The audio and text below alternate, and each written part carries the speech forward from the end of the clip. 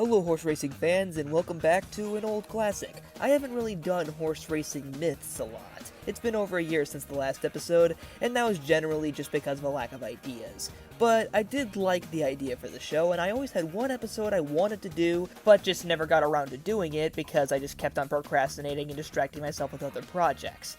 But now it's summer break, so I don't really have an excuse. So I'm finally going to be talking about the top speed of the quarter horse, and how much it's been mythologized. Everyone loves the quarter horse for their incredible speed over short distances, as well as their general versatility. And as someone who has ridden quarter horses for over a decade, I can't say that their reputation isn't warranted. Sure, some might consider them slightly overrated or boring or the most basic choice of horse breed, but sometimes it just can't be beat. Although quarter horses can do basically every equestrian sport known to man, today's episode is only going to be focusing on one: quarter horse racing. And more specifically, how fast they can really travel. Everyone loves to talk about just how fast quarter horses are at short distances, and they are. The only horse breed that equals the quarter horse in pure speed is the Thoroughbred, so the quarter horse has to be pretty fast. But how fast is the quarter horse exactly? That's when people start to get a little carried away. When you Google the top speed of the quarter horse, the most common result is 55 miles an hour. And if you go onto other websites or garbage clickbait YouTube videos that talk about the top speed of horse breeds, they parrot the same number, 55 miles per hour. While they say that this has been recorded, to put it bluntly, it hasn't. So how fast is the quarter horse actually? Well, the way to find out is very simple. AQHA.com, the American Quarter Horse Association.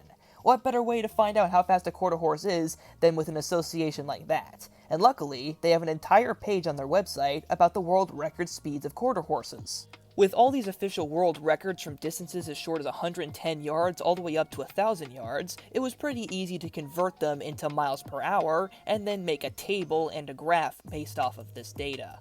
Now, the reason why I didn't just settle for the titular quarter of a mile distance and just call it a day was because of some interesting rebuttals I had when I previously argued this topic, which was maybe the quarter horse could be even faster at distances shorter than a quarter of a mile, which isn't a bad idea on paper. Having to sprint for a less amount of time means more potential to run a top speed. But when put into practice, the quarter horse is the fastest at its signature distance, the quarter of a mile. With the fastest quarter of a mile ever run by a quarter horse being run in 2009, when first Moonflash ran the 440 yards in 20.274 seconds, or about 44.39 miles per hour.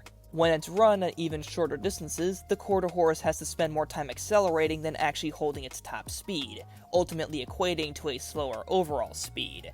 When it's asked to run at further distances, the quarter horse begins to show its stamina as it gradually slows down.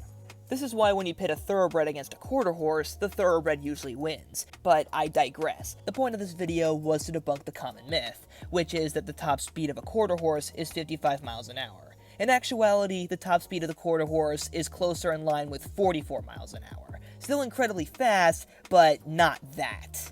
And if you are that extra bit curious, if a horse did run a quarter of a mile at 55 miles per hour, the final time would be 16.36 seconds, which is just under 4 seconds faster than the current world record. In short, it's probably not going to happen anytime soon. So while I do wish that there were 55 mile per hour quarter horses running around, unfortunately they just don't exist. And that concludes this episode of Horse Racing Myths. If you have other horse racing myths you want me to dispel, just comment them down in the comment section below, and hopefully I can get a bit more of a groove going with this series. See you guys next time.